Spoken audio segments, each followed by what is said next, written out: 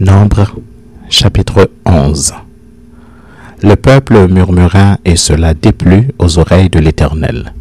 Lorsque l'Éternel l'entendit, sa colère s'enflamma. Le feu de l'Éternel s'alluma parmi eux et dévora l'extrémité du camp. Le peuple cria à Moïse. Moïse pria l'Éternel et le feu s'arrêta. On donna à ce lieu le nom de Tabéira parce que le feu de l'Éternel s'était allumé parmi eux. Le ramassis de gens qui se trouvaient au milieu d'Israël fut saisi de convoitise, et même les enfants d'Israël recommencèrent à pleurer et dire, « Qui nous donnera de la viande à manger? Nous nous souvenons des poissons que nous mangions en Égypte et qui ne nous coûtaient rien, des concombres, des melons, des poireaux, des oignons et des ox. Maintenant notre âme est desséchée, plus rien. Nos yeux ne voient que de la manne. » La manne ressemblait à de la graine de coriandre et avait l'apparence du bdellium. Le peuple se dispersait pour la ramasser. Il la broyait avec des meules, on la pilait dans un mortier, il la cuisait au pot et en faisait des gâteaux. Elle avait le goût d'un gâteau à l'huile.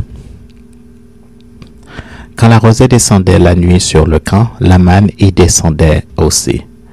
Moïse entendit le peuple qui pleurait, chacun dans sa famille et à l'entrée de sa tente. La colère de l'Éternel s'enflamma fortement. Moïse fut attristé, et il dit à l'Éternel, « Pourquoi affliges-tu ton serviteur? Et pourquoi n'ai-je pas trouvé grâce à tes yeux, que tu aies mis sur moi la charge de tout ce peuple? Est-ce moi qui ai conçu ce peuple?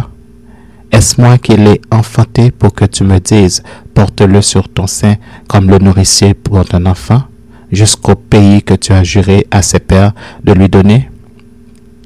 Où prendrai-je de la viande pour donner à tout ce peuple? Car ils pleurent auprès de moi en disant, donne-nous de la viande à manger. Je ne puis pas à moi seul porter tout ce peuple, car il est trop pesant pour moi. Plutôt que de me traiter ainsi, tue-moi, je te prie, si j'ai trouvé grâce à tes yeux et que je ne vois pas mon malheur. L'Éternel dit à Moïse, assemble auprès de moi 70 hommes des anciens d'Israël, de ceux que tu connais comme anciens du peuple et ayant autorité sur lui. Amène-les à la tente d'assignation et qu'ils s'y présentent avec toi. Je descendrai, et là je te parlerai, je prendrai de l'esprit qui est sur toi, et je le mettrai sur eux, afin qu'ils portent avec toi la charge du peuple, et que tu ne la portes pas à toi seul. Tu diras au peuple, sanctifiez-vous pour demain, et vous mangerez de la viande, puisque vous avez pleuré aux oreilles de l'Éternel en disant, qui nous fera manger de la viande, car nous étions bien en Égypte. L'Éternel vous donnera de la viande, et vous en mangerez. Vous en mangerez non pas un jour, ni 2 jours, ni 5 jours, ni 10 jours, ni 20 jours, mais un mois entier, jusqu'à ce qu'elle vous sorte par les narines et que vous en ayez du dégoût, parce que vous avez rejeté l'Éternel qui est au milieu de vous, et parce que vous avez pleuré devant lui en disant, pourquoi donc sommes-nous sortis d'Égypte? Moïse dit, 600 000 hommes de pied forment le peuple au milieu duquel je suis, et tu dis, je leur donnerai de la viande, et ils en mangeront un mois entier? Égorgera-t-on pour eux des brebis et des bœufs, en sorte qu'il en ait assez? Ou rassemblera-t-on pour eux tous les poissons de la mer, en sorte qu'ils en aient assez? L'Éternel dit à Moïse, la main de l'Éternel serait-elle trop courte? Tu verras maintenant si ce que je t'ai dit arrivera ou non. Moïse sortit et rapporta au peuple les paroles de l'Éternel. Il assembla 70 hommes des anciens du peuple et les plaça autour de la tente. L'Éternel descendit dans la nuée et parla à Moïse. Il prit de l'esprit qui était sur lui et le mit sur les 70 anciens. Et dès que l'esprit reposa sur eux, ils prophétisaient, mais ils ne continuèrent pas. Il y eut 2 hommes, l'un appelé Eldad et l'autre Médad, qui étaient restés dans le camp et sur lesquels l'esprit reposa, car ils étaient parmi les inscrits, quoiqu'ils ne fussent point allés à la tente, et ils prophétisèrent dans le camp. Un jeune garçon courut l'annoncer à Moïse et dit, Eldad et Médad prophétisent dans le camp.